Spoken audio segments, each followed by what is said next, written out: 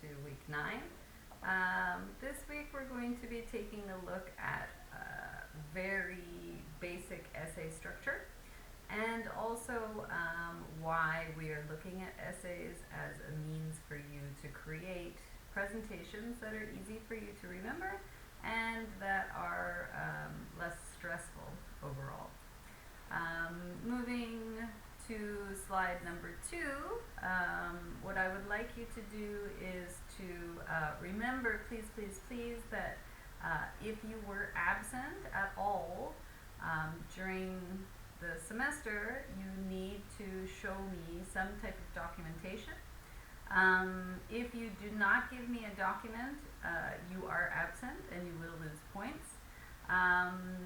I'm having a little bit of a difficult time because some students are giving me their COOV, the COOV certificates, which, you know, I do understand. I mean, I have mine also, but the difficulty is that because it's a screenshot basically, I don't have your name on it. So this is the issue with the COOV. So what I'd like you to do, if you can, is to actually send me the certificate of immunization, which is your 예방 접종 증명서. So if you can send that to me, that actually has your name and it has the dates when you got your vaccinations done. So that would be ideal if you could. If you were absent for any reason whatsoever, just send me the documents, it's no problem, but please send the documents. Moving on now to slide number, I'm just going to check to make sure that my video is working because I've been fighting with my camera today. Anyways, moving to slide number 3, what I'd like to do first is to take a look back at last week's assignments. Overall, they were very good, very interesting. I was very interested to see what you chose. Some students were a little confused because they gave me, for example, a trilogy. I had Hunger Games trilogy, or they talked about an entire newspaper. So I had the New York Times in there also. So although these are very good publications, the point of the assignment was for you to narrow your focus and choose just one item. So although you may have liked the entire Hunger Games trilogy, which I liked also, which book was your favorite is what I was looking for. And if you like the New York Times, which obviously it's a very, very good newspaper, what I was looking for you to do was to choose one particular article and explain why you liked that article. I was actually looking for a magazine. New York Times is a newspaper, so it has a lot more, it has a bigger range of topics, which is why I didn't go for newspapers. But if you did want to choose a newspaper, that was fine, but just try to choose an article. Because what we're trying to do is express why we're choosing these things, and I'm trying to get you to narrow your focus down to kind of 3 points, basically. This is really helpful for you for presentations and for writing. For producing English, basically, is what we're looking for. So anyways, sorry, moving on, slide number 3, week 8, simple corrections. So what I've done here is, once again, I've read through your assignments, and then I've kind of taken the most common issues, the most common problems that I noticed, and I've put them all together into a couple of slides. So if we take a look at slide number 4, this is the first one. So what I'm going to do is ask you, how can we improve this? And I'm going to ask you to pause the video, not pause the video, yes, pause the video now, and read through it and see if you can find, let's go for 5 ways that you can improve this. If you can't get 5, you're having a problem because this is actually well written. A lot of this is just structural. So these are simple ways that we can improve our writing. So pause the video now and see if you can find the 5 ways. Great. Okay, I'm going to move on. So do take the time, because although we're not in class together, you should take the time for some reflection, some time to think about it. So if we move to slide number 5, these are some simple suggestions I have. The first thing is a title. It was missing a title. So whatever your focus is for your topic, you need to find an interesting title that is basically 5 words or less. This was actually just the title of the book, and for some reason the student also changed the title of the book. So I'm not sure if that was done purposely, if you were playing with words. But whatever the case is, in a title you do not use a period, and in a title we do use capital letters. So that's one simple point, is use titles. Also, the name. Again, students seem to still be confused about names, but we're going to talk about it a bit more. Just remember that the most basic point that I'm trying to make to you is any name you use in English should have a capital letter. If it doesn't have a capital letter, then it is something like an orange, or a mandarin, or a book. It is an object. If it has a capital letter, we're talking about a person or an institution, something that has some particular importance. Anyway, so for you, definitely, you should be using capital letters for your name. Now, the next thing we should notice is, and this is also something that I noticed a lot of students were doing, is they were not starting with a space. We need the indentation, the starting point, the little space at the beginning to show we're starting a paragraph. You'll see more of why this is useful in future weeks.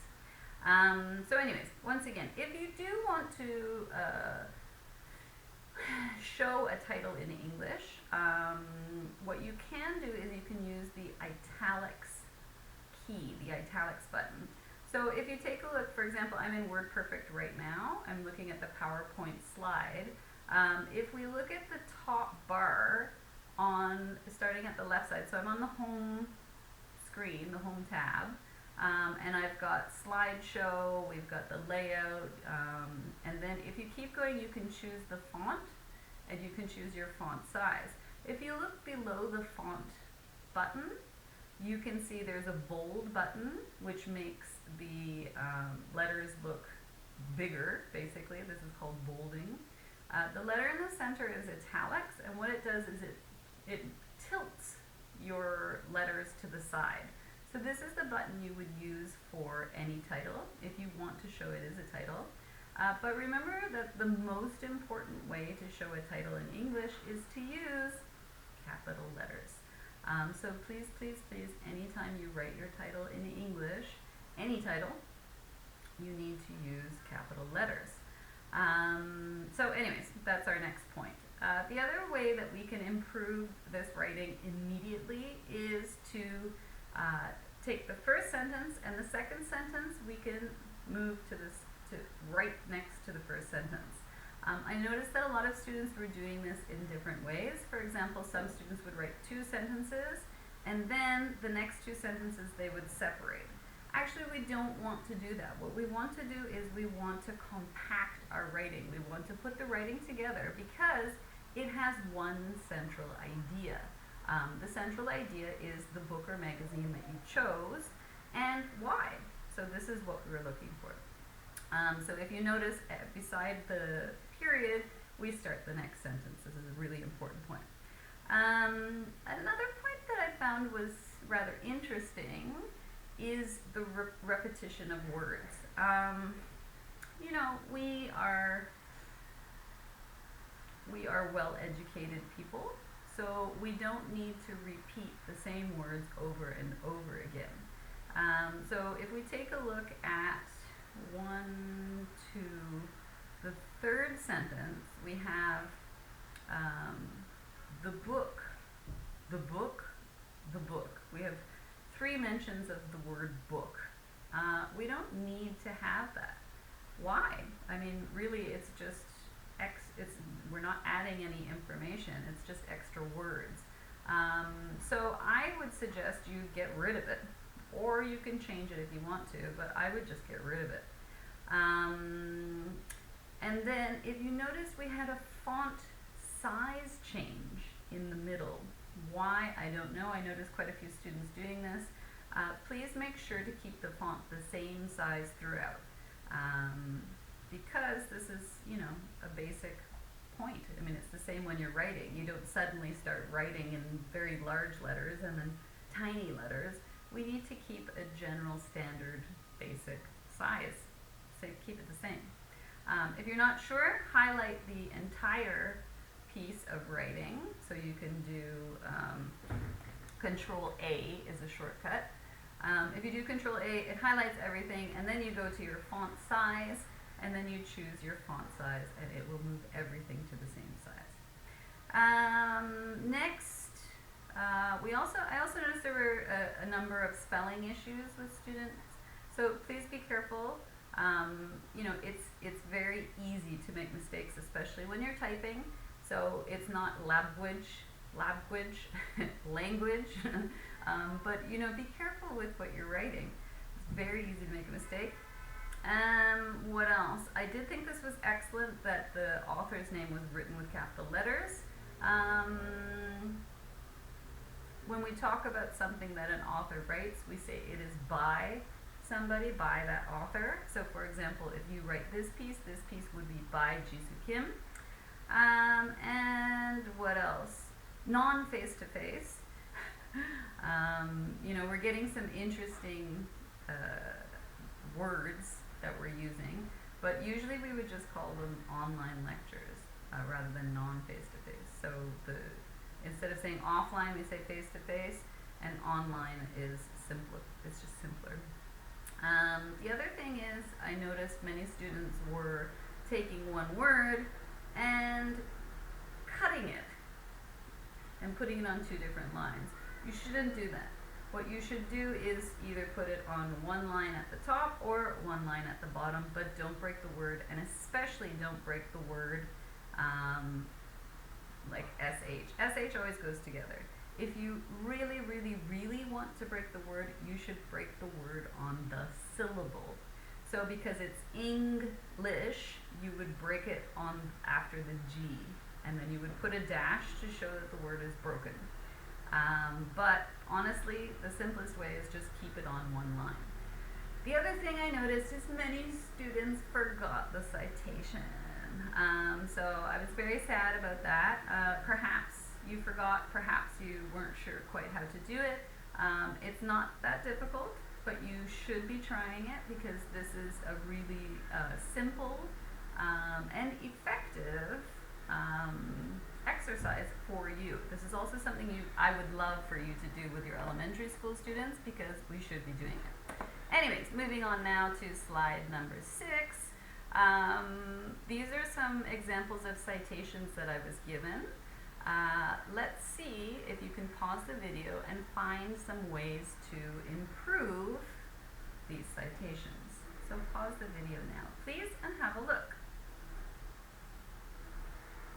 Okay, so I'm going to continue on to slide number 7, because I have already been through this. And let's see if you saw ways to make this more systematic. So, of course, the reason why we're learning this is because it is a system.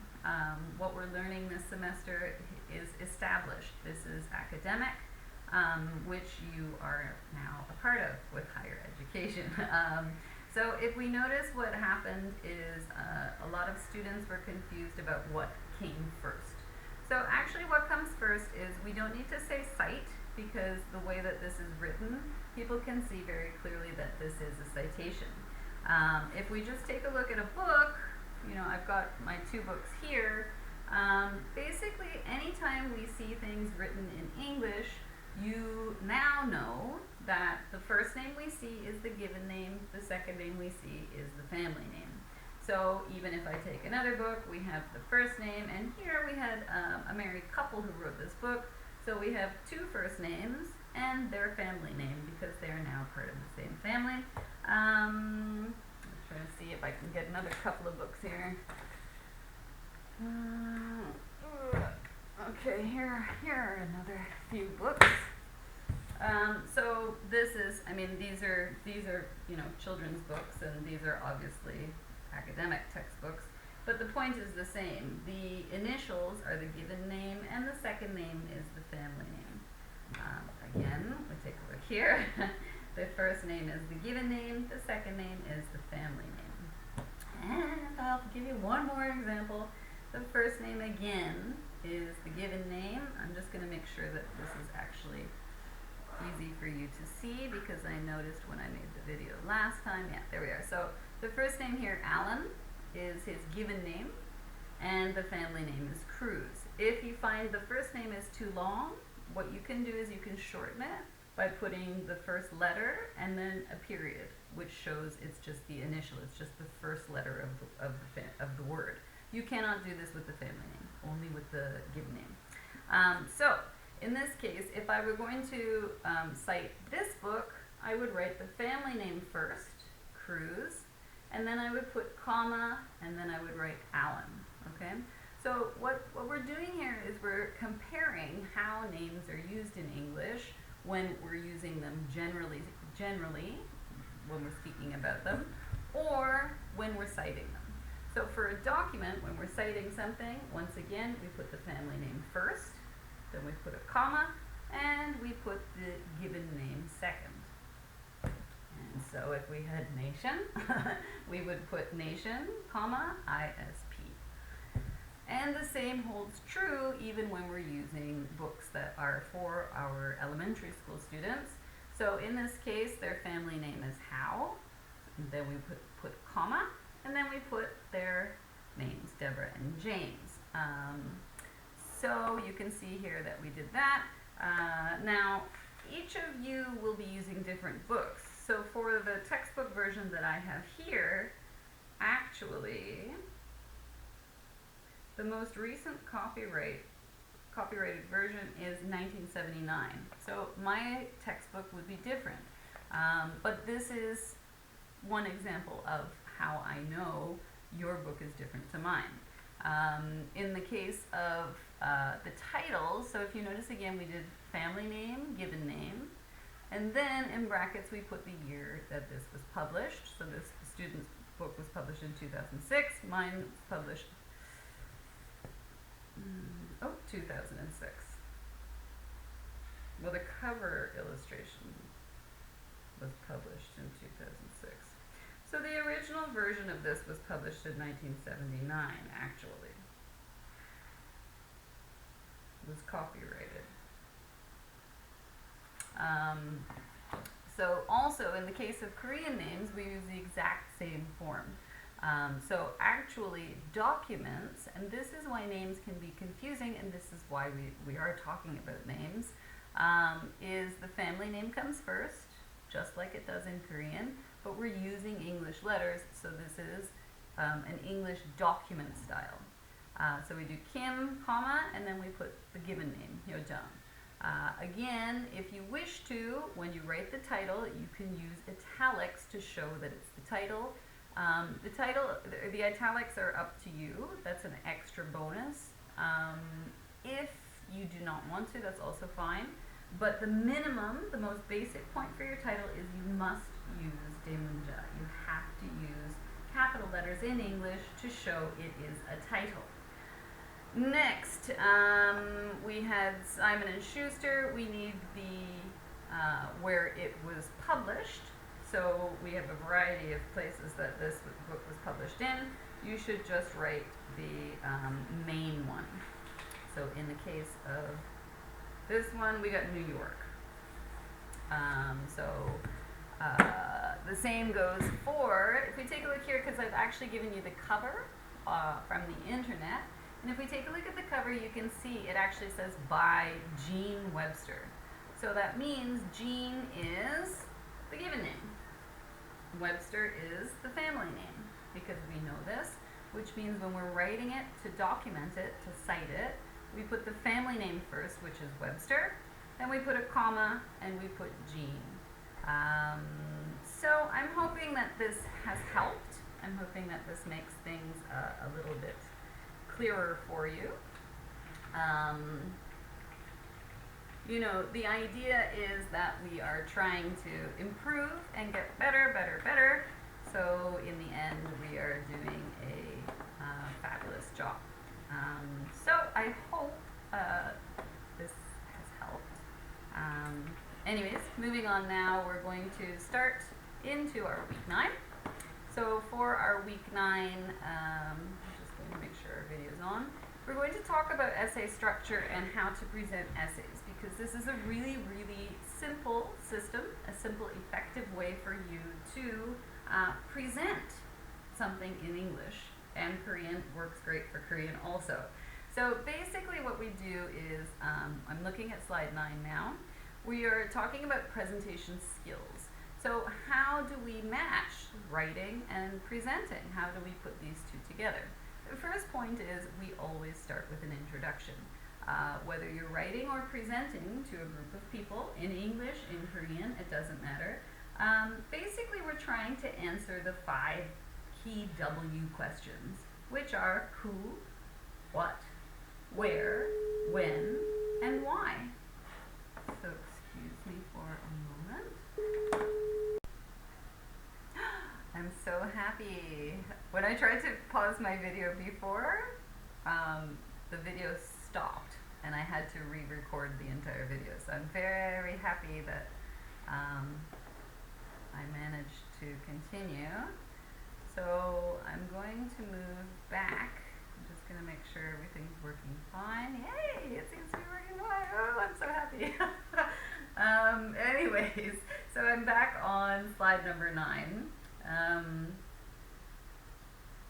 We were just talking about how the internet had stopped today on October 25th because apparently someone tried to hack into the Korean computer system. Wow.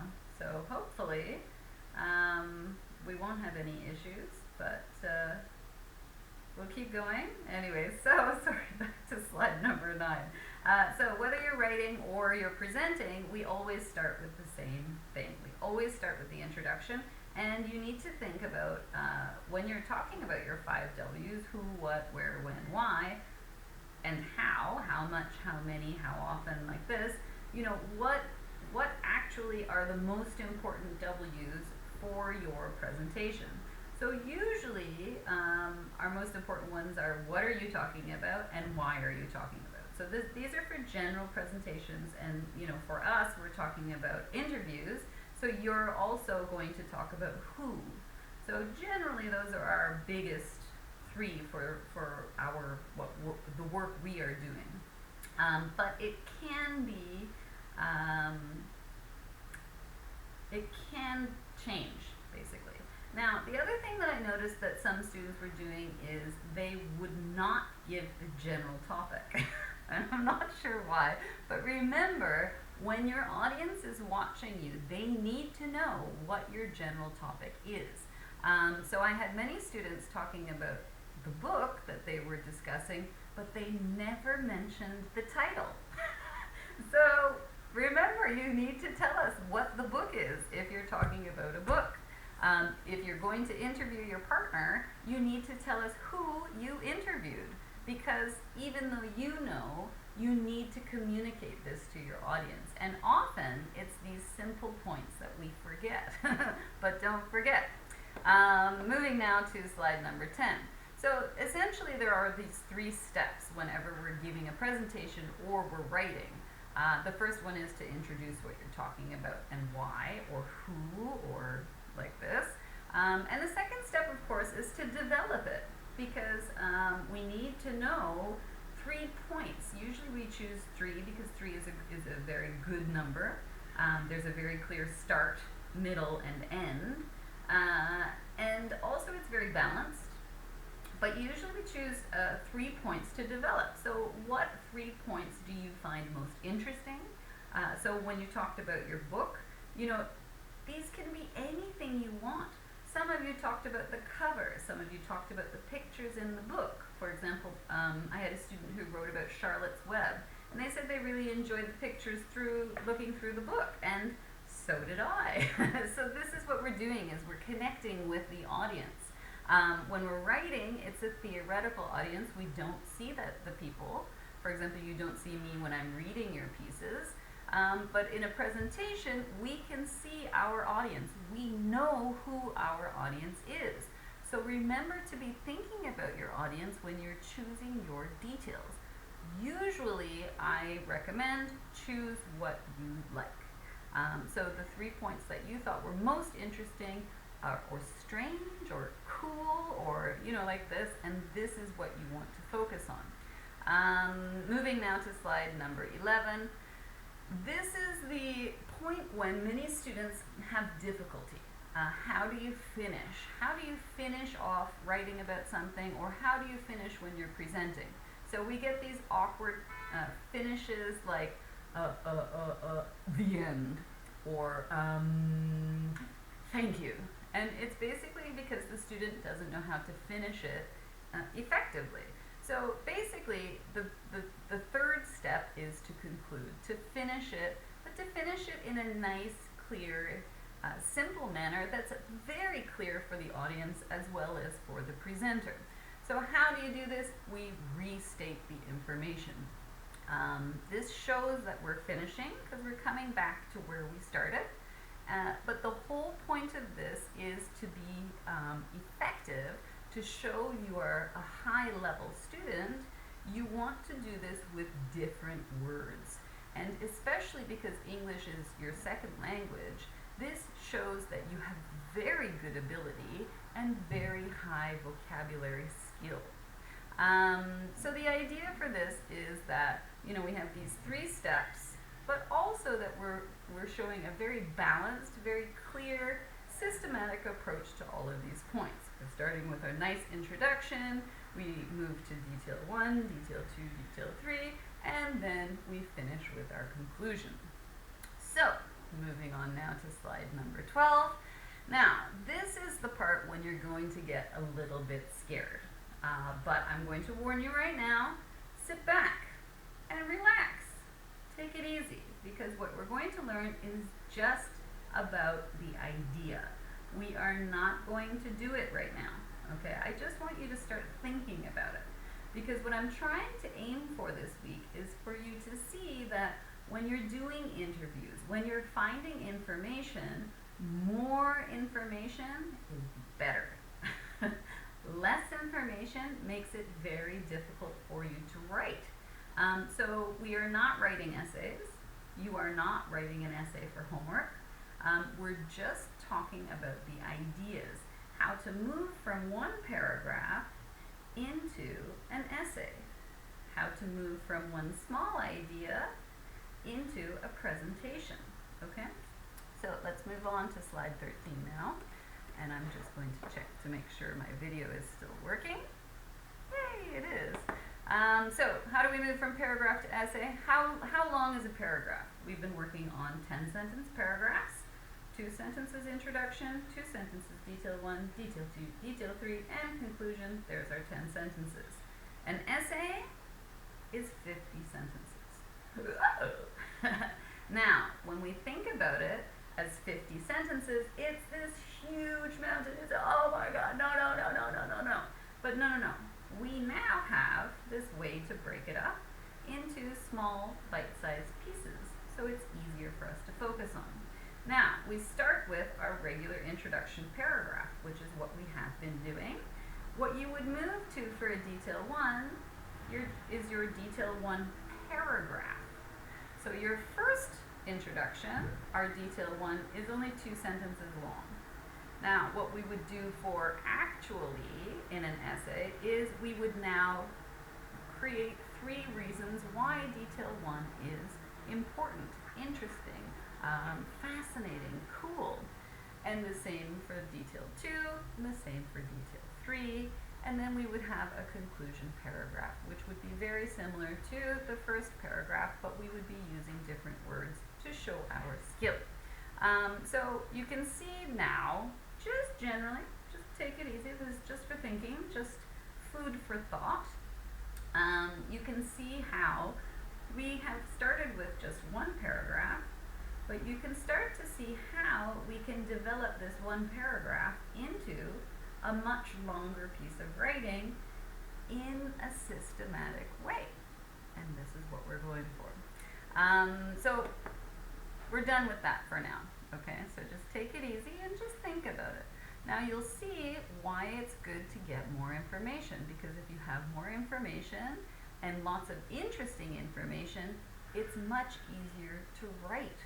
It's much easier to present because it's memorable. We can think about these things.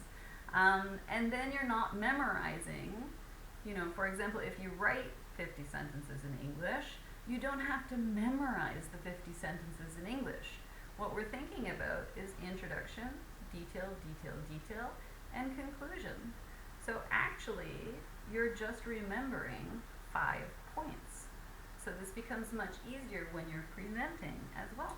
Anyways, moving on now to slide 14, interview skills. So once again, we're going to look back on how to get the information. So moving to slide 15, question skills. What in conversation is first? An open question or a closed question? A closed question. Good. Why? Because it gives us a starting point. If I ask you, how often do you eat oranges? Maybe you don't like oranges. So our first question should be, do you like oranges? And if a person says yes, we move and ask questions about their positive feelings about oranges. If they say no, we talk about their negatives. Why don't you like oranges? And so on. So moving to slide 16. For example, if I say, how often do you smoke? It means I know you smoke, but maybe you do not smoke. So actually the starting point for this type of question is it's better to start with, do you smoke? And then if the person says, I do, then you can ask questions about that. And if the person says, I don't, you ask questions about that. So question 2 is the follow-up question. And this is our focal point for this week, I'm hoping. Example, okay, so I'm moving on to slide 17 now. Do you smoke? Yes, I do. My second question is about the answer. Oh, really? Well, how much do you smoke? Or when did you begin smoking? Or perhaps I ask someone, do you smoke? And they answer, no, I don't. I hate smoking. Then I can go, oh, interesting, really? Why do you hate smoking? Maybe when that person was a child, their grandfather smoked all the time and the smell was so strong and they didn't like it. But you can go in different directions once you establish, do you do that? Yes or no. So we're going to talk very briefly about tenses, and then we're going to move into our homework assignment. So, I'm sorry, there's construction outside, so I'm hoping that you'll be able to hear me okay. So, moving to slide number 18, let's do a quick review. We're going to do a question and answer match. So you know the present. The reason why I have do you here is because in English, my symbol for my elementary school students is I go because I'm drinking a box of do you. So in English, the questions, do you, where do you, who do you, these are all present tense questions. Past tense, I've got a picture of a baby here because when were you a baby? Before. Are you a baby now? No. So it's finished. In the future, perhaps you will get married, or you are married now, I'm not sure. But I use the picture of a wedding for future, to symbolize future.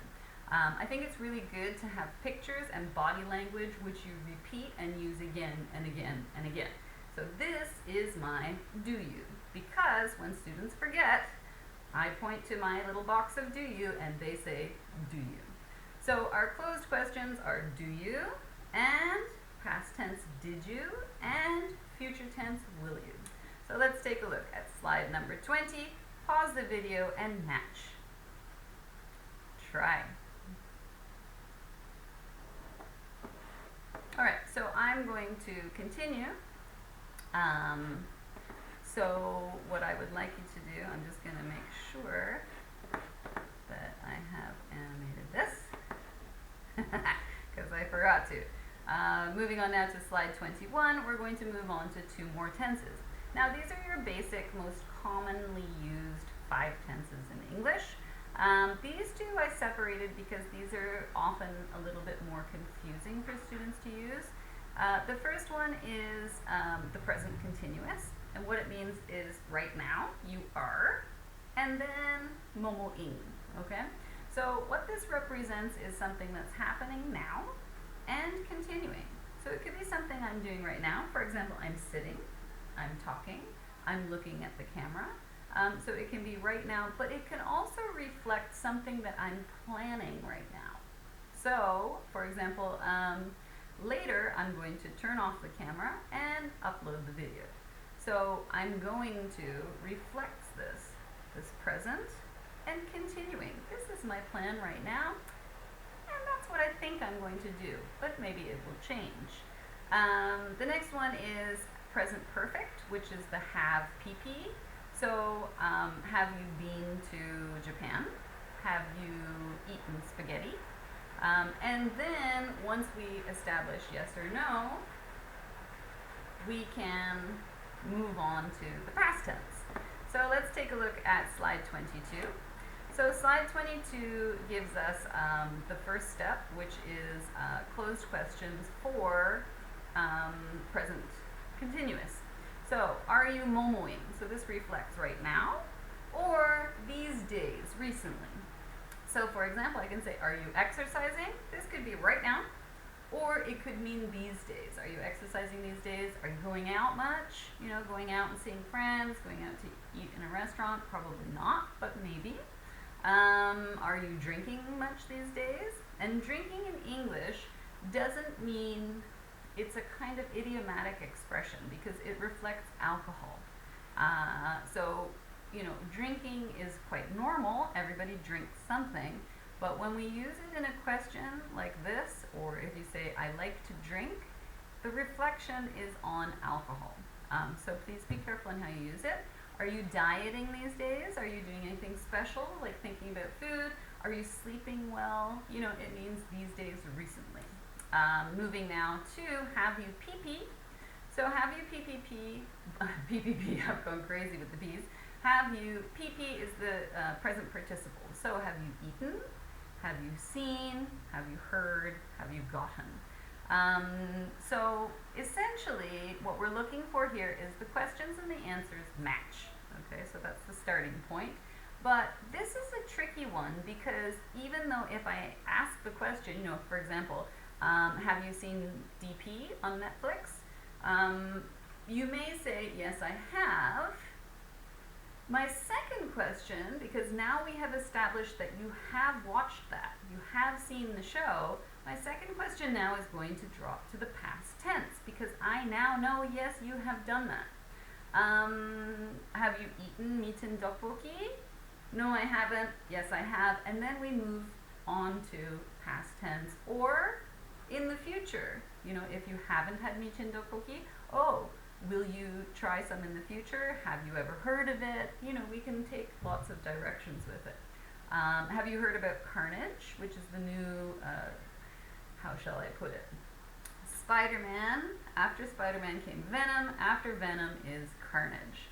So, have you heard about Carnage, the new Carnage movie? I believe it was released maybe a week ago. So, have you heard anything about it?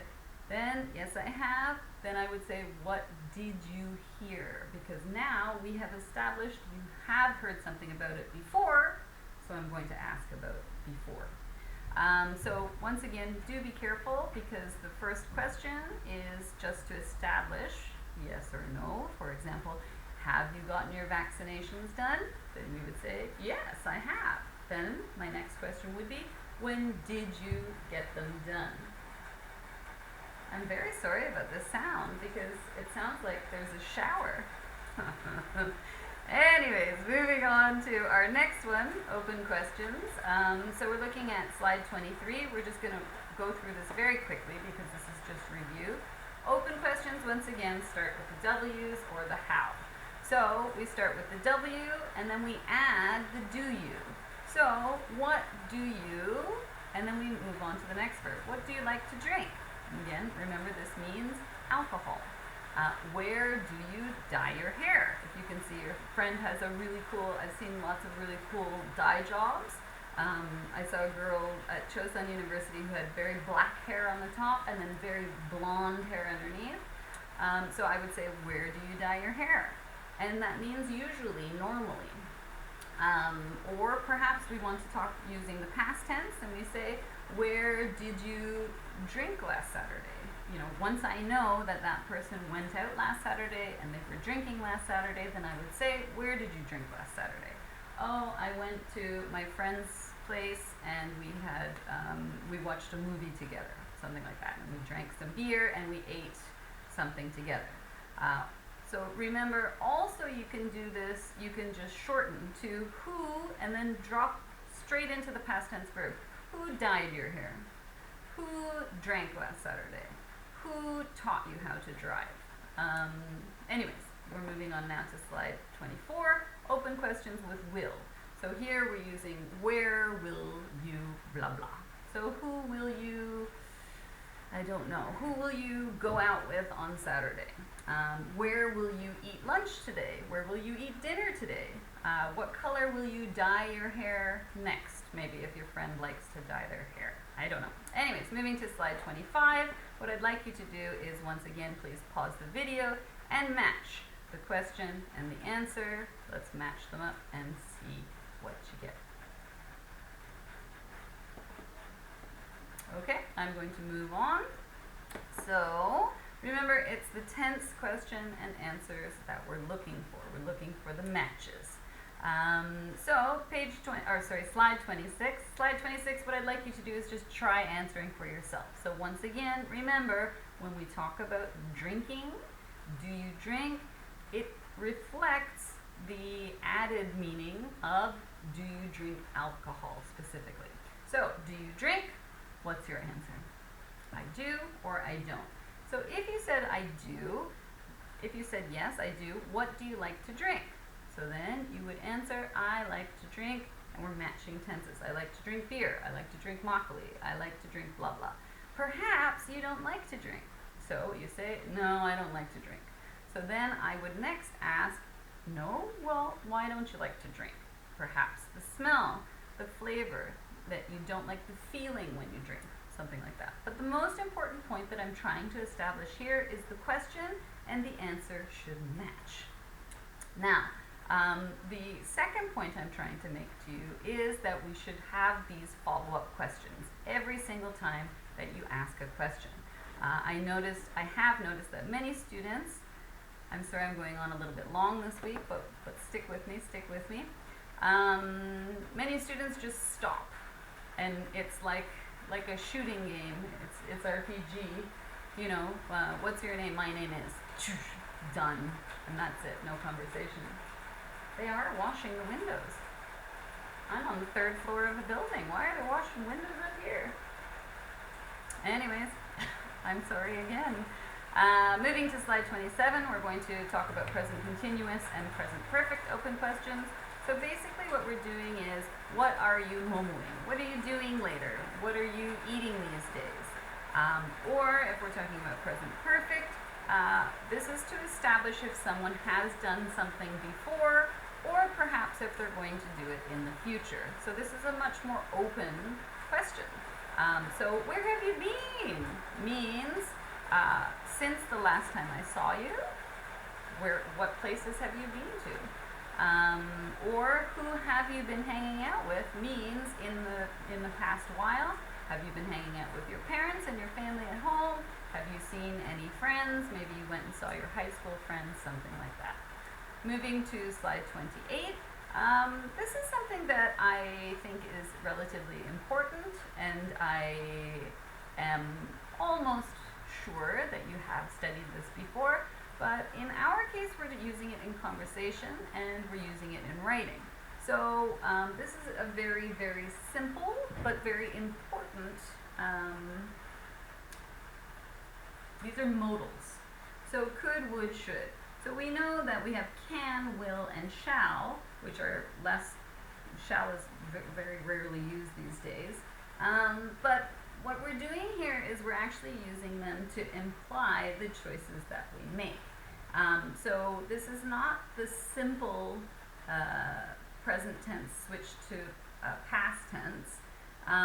What I want you to see here is that could most commonly is used to imply a choice of items. So I've given you an example here of you could, it's possible for you to have a healthy lunch, an unhealthy lunch, or you could skip lunch. Okay, so here are our three choices, and notice because we're doing a list, we have choice 1, comma, choice 2, comma, and, or, because here we're trying to say you must choose one, or 3. So next we're going to move on to should. Should is a mom's favorite word because moms love this to tell you you should do things. So these are things that are good for you, things that are good choices for you to make. But this is not must, okay? And often Korean students get confused because it's often translated as having this strong meaning. But should is a very gentle word. And well, I mean, moms like to say it's a strong word, but it's actually a gentle word. So you should brush your teeth. You should go to bed early. You should wake up early. But do you? So this is where we're going with it. So you should have a healthy lunch. This is what moms say. But the question is, if you have the choice, what would you do? And would is my choice. I would have a healthy lunch because I'm trying to be more careful. But what would you do? What would your choice be? So moving on to slide 29. So this is your homework assignment. So what we're going to do is we're going to talk about a usual interview. I've given you 12 questions. What I would like you to do is to choose 5 questions or more that you think are interesting, that you would like to learn about. You're going to ask the same partner as what you did last week. So for your week 8 interview, whomever you interviewed, please interview the same person. And the important point here is we're asking follow-up questions so we can get more information, as much information as possible. Oh, it's coming from the roof. Ooh. Okay, I'm going to speak a little louder because I'm hoping that you can hear me, but we'll see. Moving now to slide 30. So these are the first 6 questions. What I'd like you to do is look at slides 30, 31, and 32, and then decide which 6 questions you would like. You do not need to put the questions in the paragraph. All I want is the answers. So, a usual interview, slide 30. Number 1, who do you aspire to be like? Now, if you notice, aspire is underlined and has a little asterisk, a little star beside it. So I'm going to discuss all of the words that are underlined with a star in slide 32. So first of all, who do you aspire to be like? Number 2, what books do you like to read? Number 3, what is the weirdest scar you have? And if you look, there's a picture of a woman with a scar on her chin. Number 4, what is the best thing you have seen on YouTube?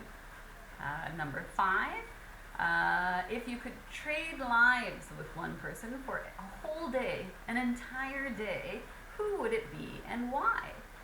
And 6, have you seen anything good on Netflix? Okay.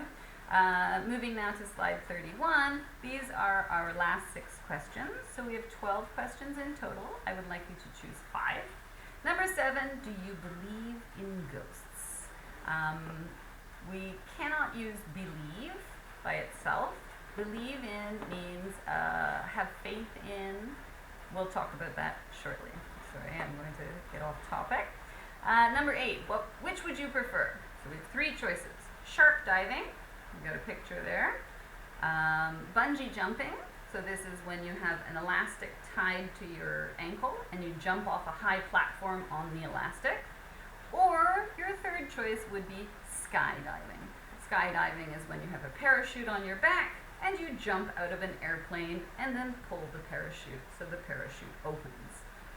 Number 9, which would be harder for you, more difficult for you to give up, which means to stop? Coffee or alcohol? Perhaps neither one, or maybe you have another addiction, or something that you really enjoy doing. It doesn't have to be an addiction. Number 10, who is your best friend and why do you like them? So this is talking about the reason why you like particular people. Number 11, do you have a sweet tooth, which sounds strange, but it's an idiomatic expression, which means you like sugar. Do you have a sweet tooth? Do you like sweet things? Or do you prefer savory things? And savory food is salty food. So do you like sweet food or salty food is what that means. Number 12, what is something that you have always wanted to try but have been too scared to try? So what I'd like to do next is talk about each of these underlined words.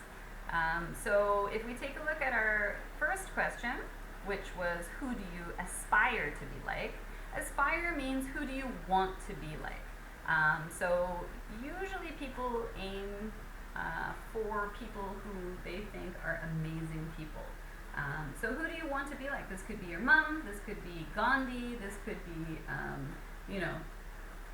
a president, this could be an actor. Who do you want to be like is what we're talking about here. If we take a look now at question number 3. Question number 3 is what is the weirdest scar you have? So a scar is a mark left when a cut has healed.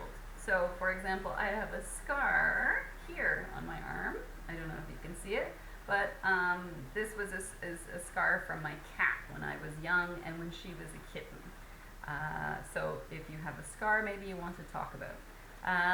Number 5 is if you could trade lives with one person for one day, a whole day, who would it be and why? So actually this is 2 questions. So who would it be and why do you want to trade places with them? So what this means is that you become that person for one day and that person becomes you for one day. So we exchange lives with the one person. Question number 6 is, do you believe in ghosts? Oops, sorry. Question number 7 is, do you believe in ghosts? And that is basically, do you think ghosts are real? Now, if your partner doesn't think that they're real, then maybe this is not a good question. Maybe it would be a boring question for you to ask. So remember that we're asking questions to get good information. If the information is not good, if it's boring, then don't write about it. This is kind of part of what we're looking for, is choosing things and not writing about certain things as well. So where are we now? To give up. So which would be harder for you to give up? So this is question number 9. Would it be harder for you to give up, to stop drinking coffee? Or would it be harder for you to stop drinking alcohol? Perhaps you're a smoker. Maybe it would be harder for you to give up smoking. Question number 10 is... Oh, sorry, not question number 10. Question 11. Do you have a sweet tooth or do you prefer savory food? So a sweet tooth means that you have, your teeth like sugar. So do your teeth do you like sugar or do you like sweet stuff? Maybe you don't care. I don't know. But anyways, the point is we're using the word or. When we use the word or, it implies choose one. Okay? So moving on now to our final slide. I'm sorry, our video was a little bit long this week. We're at 55 minutes, but we were short for a couple weeks, so give or take, give and take. So your homework assignment this week is please to interview your partner, choosing 5 or more of those questions, using follow-up questions. Write the paragraph about your partner. So remember to use this pattern, introduce, use your development, and conclude. But remember, first of all, think about it. So what tense do you think you should be using? What are the most important or most interesting details that you learned from your partner's interview? Remember to introduce who it was and what you did, what you talked about, what the important information is, your general topic. Use your title. Remember to use details that are interesting, that you do like. And to conclude, remember to restate the information to show us that you're at the end. So that's the end for us. This is the end of our week 9 video and week 9 presentation or PowerPoint. So stay safe and healthy. Please remember to send me documents if you do have them for your absences. Otherwise, you will lose points. Take care. Have a great day.